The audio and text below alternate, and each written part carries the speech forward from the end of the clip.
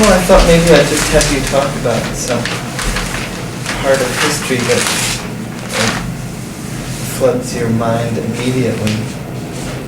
Well, what comes to mind immediately, of course, is where was I born, and what were my first children's experiences, and so on. And you know, of course, that I was born in Wismar, Germany, Mecklenburg, in 1911,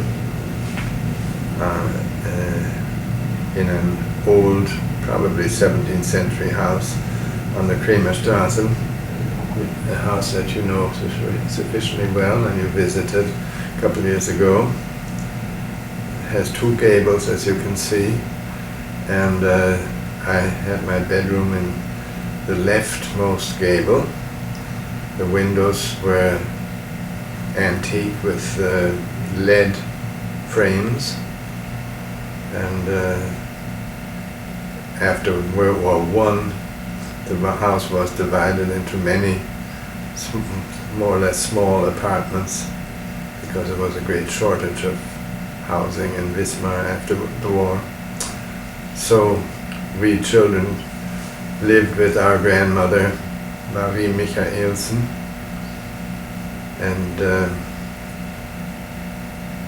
my father, as you know, served in World War I and died in 1917, so we grew up in our early childhood years without a father, as did many others of our generation in that dreadful World War I.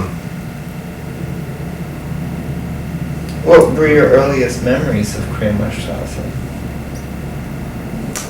My earliest memories actually go back to Hamburg, where we had a very nice apartment in a lovely section of the city, in a house that I still saw after World War II when I drove past on Zerichstraße in Hamburg. But the thing I remember most was the arrival of a telegram which the postman handed to my mother, in which was communicated the death of my father in Macedonia, dying from dysentery? Dysentery, yes. And the fortitude of my mother receiving that dreadful communication, which of course to us didn't mean so very much, since we had hardly ever seen our father, and we were still too immature, I think, to really sense the depths of that happening. Then we went back to Wismar, and as I said, lived in the rooms on the second and third floor. And I went to school, first in a grammar school several blocks away, Kochsche Stiftung it was called. And after my sixth grade, I went to the Große Stadtschule, or a classical secondary school within about 2 blocks of this house. And I remember quite vividly the life in that class, some of the teachers, most of whom I liked very much, others I didn't care for too much because of their authoritarian manners.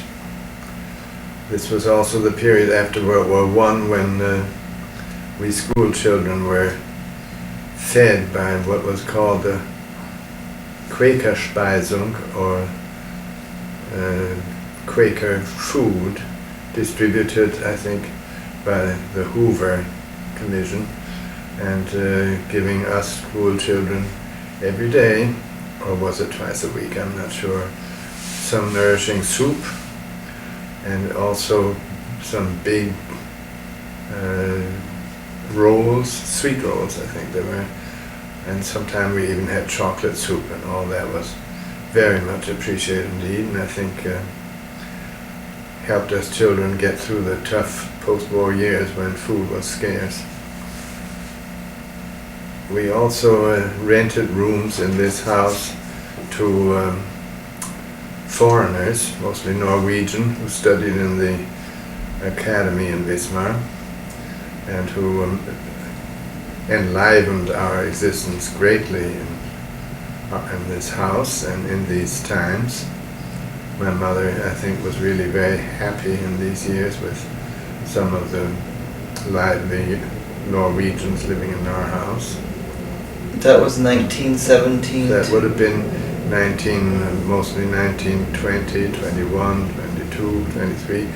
And of course in these years, especially 23, occurred the devastating runaway inflation when the German mark lost all value and when $1 was equal to 4,200,000,000,000 marks, an utterly irrational phenomenon, and which still makes me wonder today how the people, especially the older people, my grandmothers and so on, were able to comprehend and survive this situation. In short, we lost everything. Stocks and bonds and life insurance, everything was gone. So in 1924, my mother accepted the proposal of one of the Norwegian, Lars Twyton, who had gone to America, to come to America, marry her, and live there. Was he one of the Norwegians that lived in your house? He was, yes, that's how my mother met him. And he was a very strong man, much younger than my mother. I think he must have been 12 years younger or so. But we went hiking usually Sundays or weekends, and he or some other Norwegian would come with us and had a good time.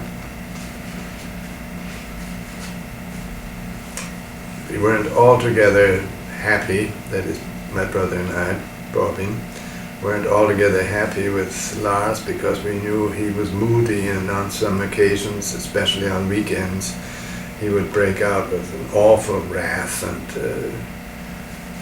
spoil life for us during those hours or days.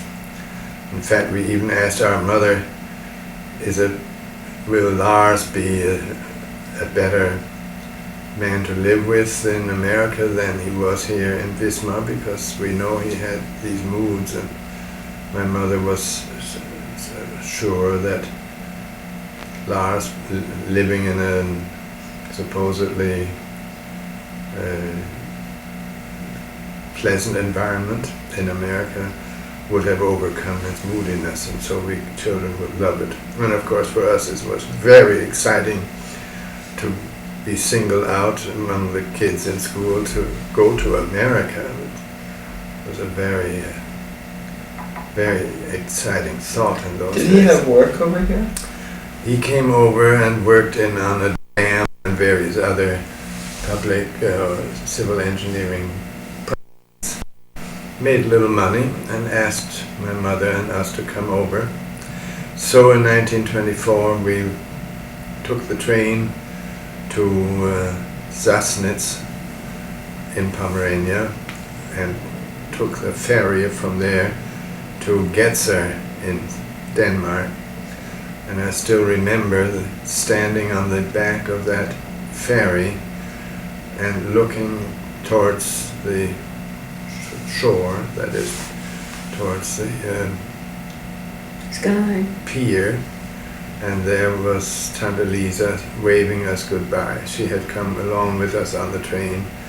She was, of course, a very close friend of my mother for many years. And so she came with us to the pier and waved goodbye to us, and I still remember how on one hand I was very shaky about leaving, on the other hand filled with excitement to go to these strange countries and then to America. And how old were you then? 13. And I wasn't really aware of the